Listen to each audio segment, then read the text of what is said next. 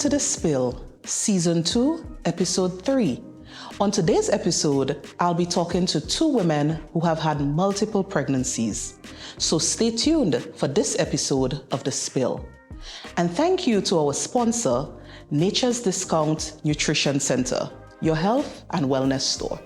I visited Nature's Discount at 7 Great George Street in Roseau, where I had an interesting and informative conversation with staff about weakened immune system and ways to strengthen, change one's lifestyle and diet. They recommended supplements and teas, explaining what each is good for. As I browsed, I noticed vitamin, herbal, and mineral supplements, sports nutrition, men's, women's, and children's health products, dairy alternatives, healthy snacks, herbs, whole fruits, and more. Pay a visit or call 440-0175. At Women's Health Plus, we offer presentations on health topics, particularly women's health topics. We also offer private and group consultations for women who just want to better understand and manage some of their health conditions. So feel free to contact Women's Health Plus using the information below.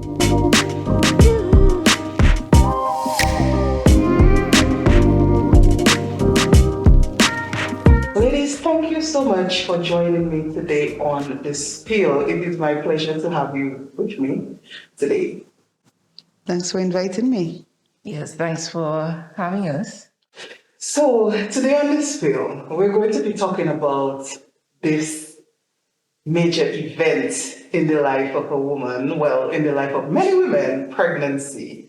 And I've invited you all because you all have some experience with that particular aspect of womanhood. I mean, how many children do you have? I have 5 living children. 5 children. Yes. And Nicole? I have 3. Okay, so it is, I think, a very good that I can have people with me on this field today that have experience with what we're going to talk about, which is why I invited you all. I want to know from you ladies, was having a child something that you thought about as you were growing up, something that you wanted as you were growing up? Was it on your mind a lot? Well, for me, it was. Okay. As a child, always have my little baby dolls, always practicing. Anybody have a baby? I was obsessed with babies. Oh. Somebody couldn't pass off a baby and I wouldn't turn. I would want to babysit everybody's children. The house would always have children that are not mine. Even as a teenager, there were always children at our home. So you had that natural instinct. Okay, Nicole, what about you? For me, yes, I always wanted to have children because of the way I grew up with my brothers, my sisters, my parents. I wanted to have a family, that similar family setting. Okay, so having children was on yours now. Yes. Okay, so let's go into the actual event of being pregnant. First pregnancy. I want to know what that was like for both of you all. What was the experience like? What happened? Nicole, let me start with you. My first pregnancy, it was good until it wasn't. But let's see. We start from the beginning, finding out. Yes. You are pregnant. It was exciting. Okay. It was an exciting time, and just kind of, because it's my first experience, you're kind of self-conscious. As I'm walking, I'm thinking, oh, I have a baby inside of me. And doing certain things, oh, yes, I have a baby inside of me, And another thing about the first pregnancy that I didn't realize is how hungry you would be. I was always hungry. I was always starving. When it came to breakfast time, lunchtime, dinner time, my stomach would always tell me, always hungry and always tired. Always tired. I was pregnant actually in my last semester of grad school. Okay. So that was tough because I had to be finishing assignments and so on and still feeling so fatigued. So, struggling to finish up grad school and feeling tired and always hungry. So that was an interesting experience for me, those two things. Okay. Then after in terms of morning sickness, slight morning sickness for my first pregnancy. And then everything was progressing well, like I said, until it wasn't. There was a certain time my feet got so swollen that I had to start wearing my husband's shoes. Oh, wow. And then I went to the doctor, and then she said to me, I think I was like 7 months into the pregnancy, and she said to me, okay, I see you have a lot of swelling in your feet. Check my blood pressure. Your blood pressure is high. Hospital. Right away. And then soon after, I had the baby. Okay, so you had an early... Yes, early delivery, yes. So that's why I said the pregnancy was fine until it wasn't. Okay. Yes. Interesting. Amina. Well, my first actual pregnancy ended in miscarriage. Wow. Yes, I had 2 girls, which I miscarried at 4 months. Oh, wow. But my first, my rainbow baby then, Okay. my first living child, the pregnancy with him was quite easy physically, but mentally, I was not there. Because I always had that fear. Any little cramp, any little thing that I would be uncomfortable, I would be afraid that I was going to miscarry him. So like up to the last few months, perfectly normal pregnancy. But then I developed what they call protein in my urine. Okay. So then they had me being monitored every time. And then normal delivery, I had a nice big baby. And but that fear remained with me for that entire pregnancy, even if there was nothing physically wrong with me. And we've spoken about miscarriages before on this field, and that was definitely something that came up, the impact on your mental health and how a subsequent pregnancy would be impacted by a miscarriage in the past. So that was your experience. Oh, yes, definitely. Definitely. Because I told you, like any little movement, anything, I would be so careful what I ate, what I drank, because I was just so afraid. Because when I lost my twins, I actually lost them at a later stage, that when I delivered, I actually got to see the fetus. They did not want me to see the fetus, but I saw. And that just left an imprint on my mind, which had me very scared. Okay. So Amina, something interesting about this story. So you miscarried twins, Yes. twin girls, and then you went on to have 5 boys. 5 boys.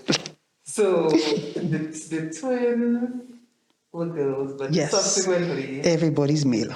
boys. So that is a definite, interesting twist. Yes. Right. So we spoke about the first pregnancy for both of you all. Of course, pregnancies are associated with certain health risks. Nicole, you just mentioned your pressure skyrocketed. Amina, you mentioned protein in your urine. Yes. What are some things, as you all went through subsequent pregnancies, some health risks that occurred, or maybe some things that happened that you were not even aware was a risk of pregnancy, and you were, just faced with this situation right there and then? I think that occurrence is one of them. The fact that, having the high blood pressure. I mean, we know generally having high blood pressure is risky for anybody. But the extent to which it is risky when you are pregnant, so much so that the doctor will tell you, go to the hospital. And if your pressure remains that, you need to deliver the baby, so just that particular fact, that how risky it is for someone who is pregnant, so much so that you would have to get the baby out. Like you cannot just, stay with the high blood pressure and be monitored. You would have to, it can reach a point where you have to get the baby out. That's scary. Yes, Amina, anything stood out for you? Well, in the subsequent pregnancy? these subsequent pregnancies were drama. Okay, like I said, I basically had a normal pregnancy with my first boy. My second boy, I enjoyed being pregnant. I was feeling energetic. I was happy. I even lost weight. Well, I didn't lose it in a negative way, but I was looking good. I felt great. He was an easy delivery. Imagine he was born on November 5th, which was actually the night of Block O. I chipped my whole Block O, and then I went directly to the hospital. He was born an hour later. Oh, wow. My third beautiful pregnancy also. No real major issues. But after he was born, I developed high blood pressure. I suffered with that for a few months and then it went away. But my fourth pregnancy, that is where I learned many different challenges. When I got pregnant with my fourth son, the week after I got 20 weeks, I was walking alongside, we also have these cobblestone roads. So I went over and I tripped on one of the rocks. I didn't pay attention to it because I did not actually physically fall. Okay. So when I went back to the office, I saw a little blood on my underwear. I called the health center. They told me to come in. When the nurse examined me, she saw blood also. Called on the doctor sent me emergency to the hospital by ambulance. When I went, got a scan done, they told me I had what they call a placenta abortion. Wow. That means piece of the placenta actually tore away from the uterus. Now, at the time, I didn't really understand what it meant until I went home. They told me they put me on strict bed rest. And I did my research, and then only then I saw how it was a high risk for the child. The placenta is what carries food, it carries blood, it carries everything to the baby, and now it's being torn away from your body, which you yourself can bleed. You can bleed out. Right. So they told me strict bed rest. So that's from 20 weeks.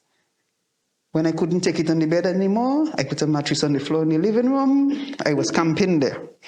But we all know women. Doctor says stay one place, it does not happen. So and when daddy would go to work, sometimes I'd get up, move around, and when I knew he's coming back, I'm back in the bed. But it was challenging. Bed rest is challenging. Oh yes. At the end of it, delivered a healthy baby boy, so it was worth it. With this pregnancy also, well, I would think is because I was so immobile, I developed gestational diabetes. So then here comes the insulin.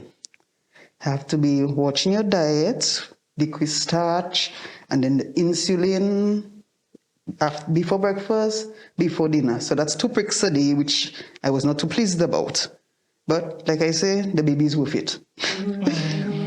After delivery, blood sugar is back to normal. Okay. Yes. You brought up an interesting point, which happened to me as well. So in my first pregnancy, I got high blood pressure during the pregnancy. Now, for my subsequent pregnancies, I was always nervous about my high blood pressure because of that. Okay. So every time I go to the doctor, I'm like, okay, please be normal, please be normal. Then my last pregnancy, same thing, And then I delivered the baby, everything was okay. After I had the baby, my blood pressure went up. And I was I didn't realize that could happen. All the time I was saying, okay, I made it to the home stretch. It's fine. Yes. Mine too. For the pregnancy, the blood pressure is perfect. After delivery, the blood pressure goes up. So from what you guys are saying, and this is interesting, a lot of people will go through one pregnancy, maybe have a difficult pregnancy, and figure that they don't want to have any more children because this was very difficult, or certain health conditions occurred, and they don't want to experience that again. What would you say about the different pregnancies that you have had? Because from what I'm hearing, there were differences. So, how do the pregnancies differ? Is it something that you noticed, extreme differences between among the different pregnancies? Oh, yes. So no one pregnancy was none. a photocopy of the previous. No. And if you can say that with 5, then I can tell you no. Yes. They are nowhere near the same. So I picked that up. So you had some, I think you said your second one. Oh, that's a perfect pregnancy. Yes, you felt great. To be honest with you, when I got pregnant with the second child, I was a bit scared because of what happened with the first one. And one of the first things that came to my mind was I had a very rough delivery of the first because he was a big baby. So that came to my mind. When I found out I was pregnant with the second one, I actually started crying.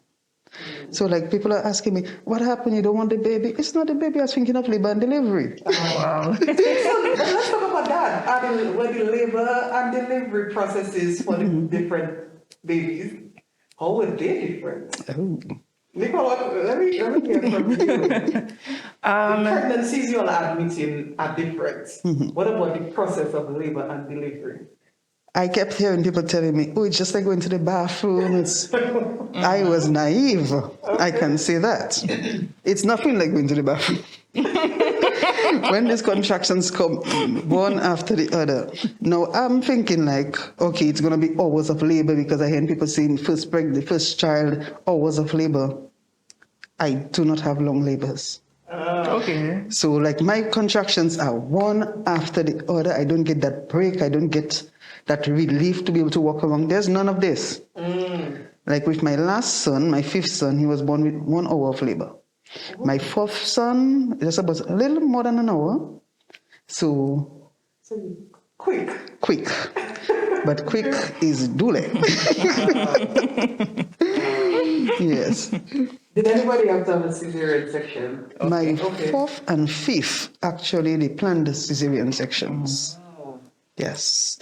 With my fourth, because of the placenta abortion, I was in the hospital for the gestational diabetes to monitor my blood sugar. They were doing the OGTT, as the glucose tolerance and so on. I spent that. Oral glucose test. Yes. So I spent that time in the hospital. The Thursday afternoon, that was the 12th of September, they sent me home, tell me come back the following Thursday for my C-section. They sent me home around 4. By 5, I took a shower. I had one of those birthing balls. I went sitting on this because we use this to try to get the baby into the right position. Oh, that is what I should also mention also. He was a cross instead of being head down. So I looked up YouTube, everything possible to try to get that baby turning.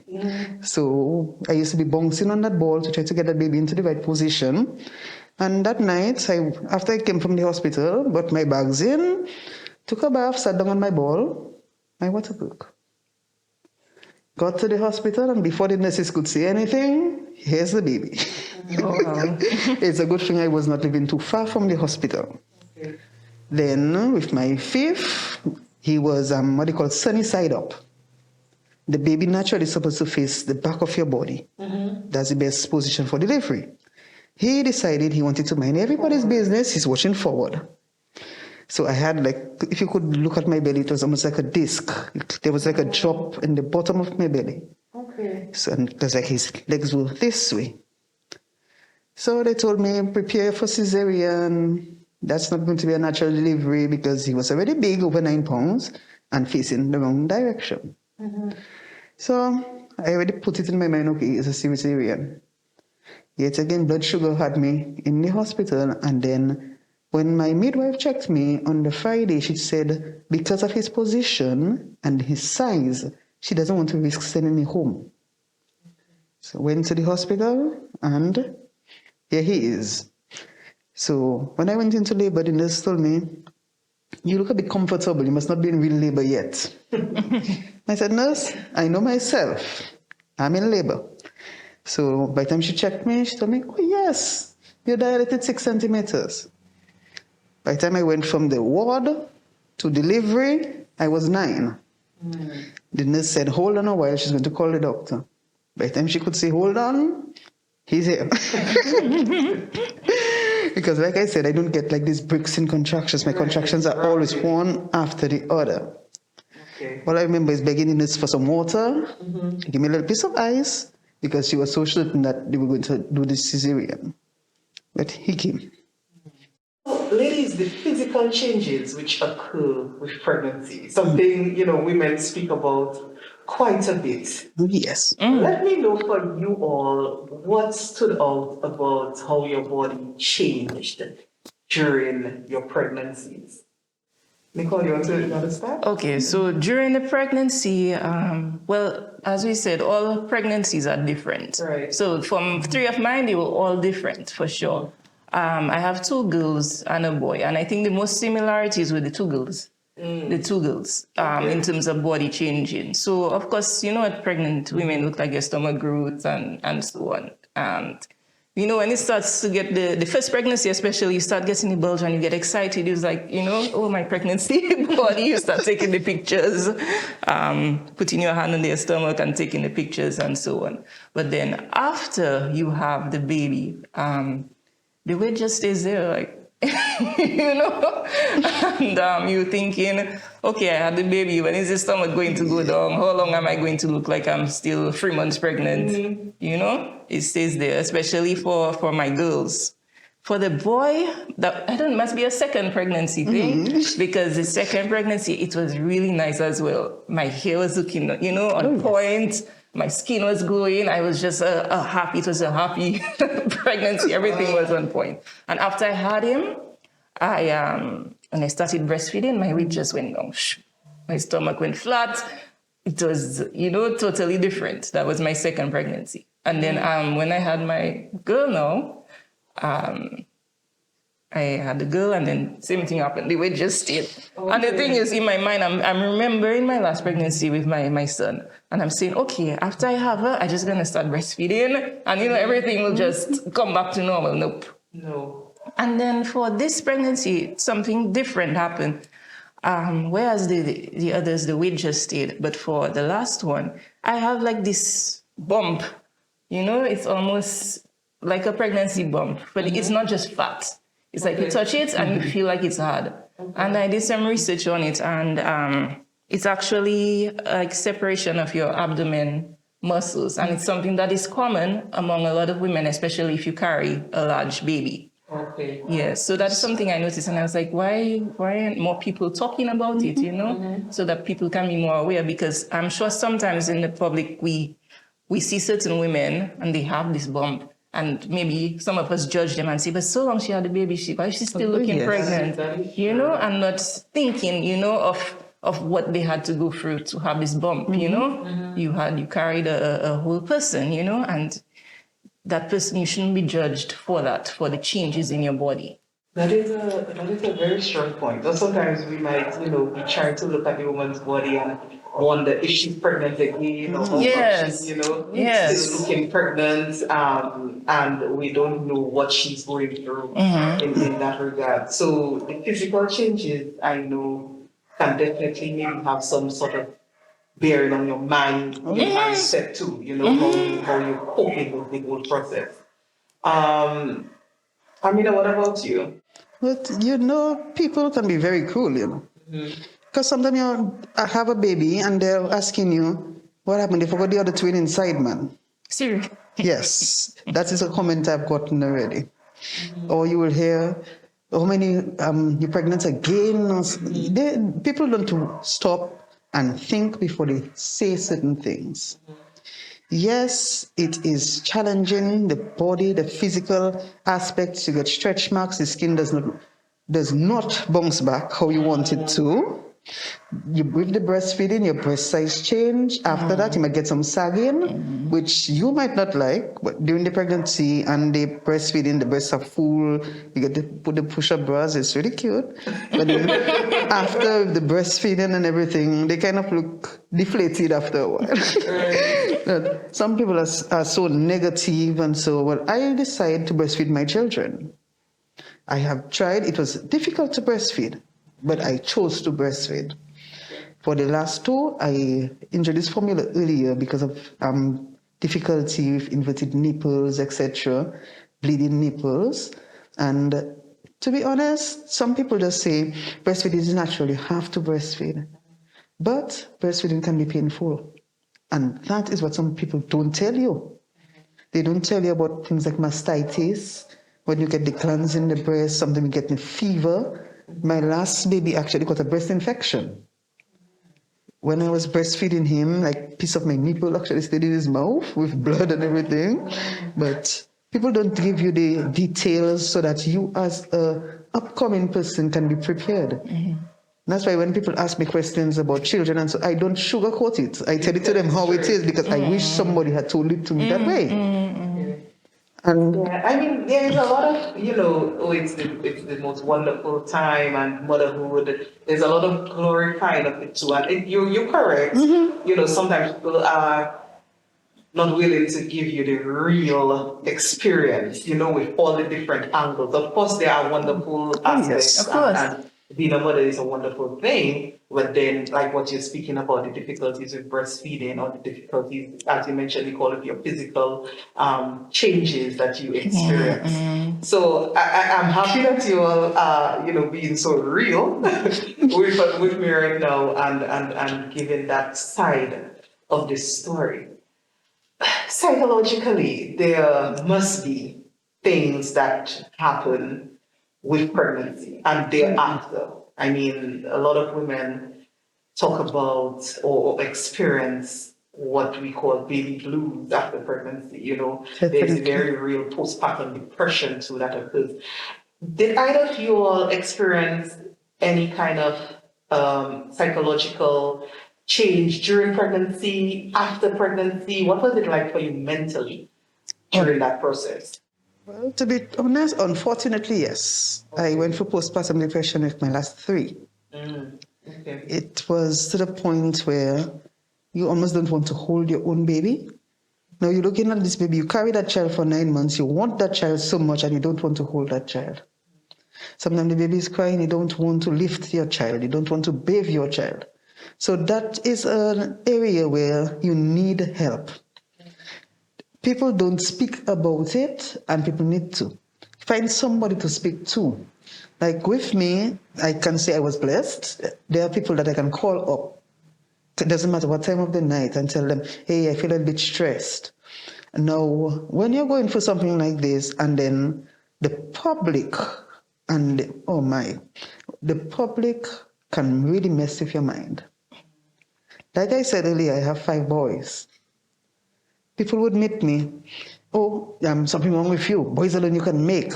When you're making the girl, another boy, these kind of comments. Now, in my heart, I love my children. You see, my children are my everything. But every woman, well, most women, I should say, would think of what if you have a little girl, especially since my first 2 girls. There's nothing you can do to replace the child.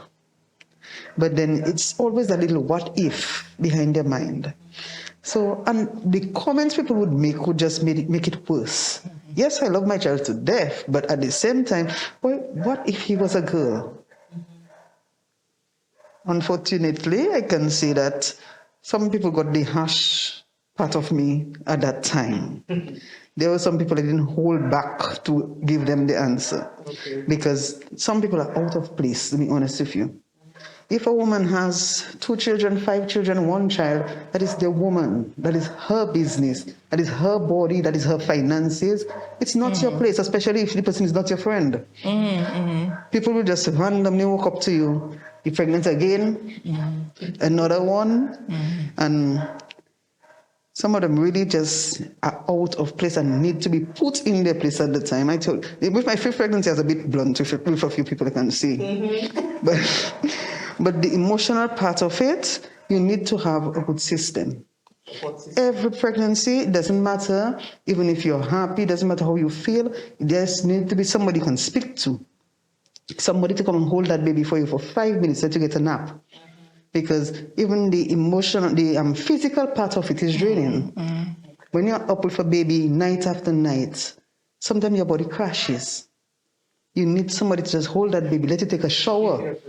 You might be surprised how much some moms, especially new moms, just want to take a bath. That's all we want sometimes. You don't need to take the baby and go on anywhere, but just hold that baby, let mommy take a bath. Let mommy get something to eat. Basic self-care. Basic self-care.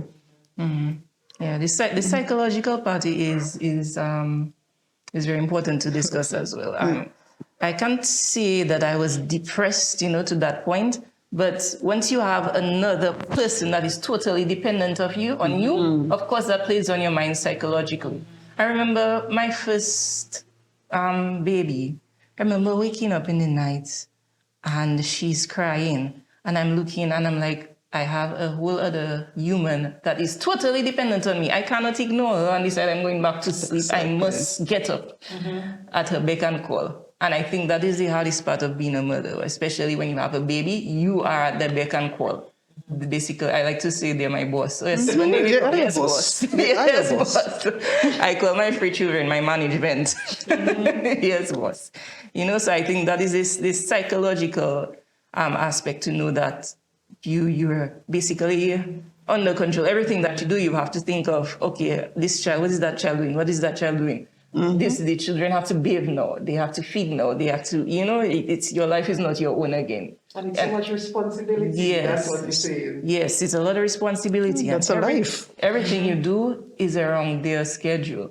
So even in terms, like my last pregnancy, before I was pregnant, I was on a very nice exercise schedule, because my first two were older. So I could put them in front of the TV and say, okay, Mom, we're going to exercise now. And I know they'll be okay. So I was on a very nice exercise schedule. So when I got pregnant, I just say, okay, I'll have the pregnancy, and then after I'll get right back on it. It's like I forgot, man, or something. Or having a baby was like. And then when she came, I'm like, okay, so I'm noticing she's sleeping from 6 to 7, so that I can exercise then. Then the next day, it's something different. And it's like, everything is changing. So that schedule of exercise and so on, it's just gone. It's a dream. It's a dream. It's a dream, exactly. Sometimes I'll go to sleep and say, okay, tomorrow I'm going to wake up early and exercise. And she'll wake up 3 o'clock in the morning. That's right. So Put a wrench in that plan. yeah. So the psychological, I think the fact that you're no longer in control, it's something that played with me. Yeah. And you bring up an important point too about having that dependence on you, actually for a whole life, sustaining a life. That is you. So definitely something that would affect your mental state. Do you want us to continue this discussion about pregnancy and all the associated health concerns? Let us know in the comments. We are definitely willing to continue this discussion. Thank you so much to our guests for joining us on this episode of The Spill. And thank you to our sponsor, Nature's Discount Nutrition Center, your health and wellness store. So if you liked this episode of The Spill, and I know you did, please make sure to like, share, and subscribe to Women's Health Plus so that your friends and family can get a chance to look at it too. I visited Nature's Discount at 7 Great George Street in Roseau, where I had an interesting and informative conversation with staff about weakened immune system and ways to strengthen, change one's lifestyle and diet. They recommended supplements and teas, explaining what each is good for. As I browsed, I noticed vitamin, herbal, and mineral supplements, sports nutrition, men's, women's, and children's health products, dairy alternatives, healthy snacks, herbs, whole fruits, and more. Pay a visit or call 440-0175.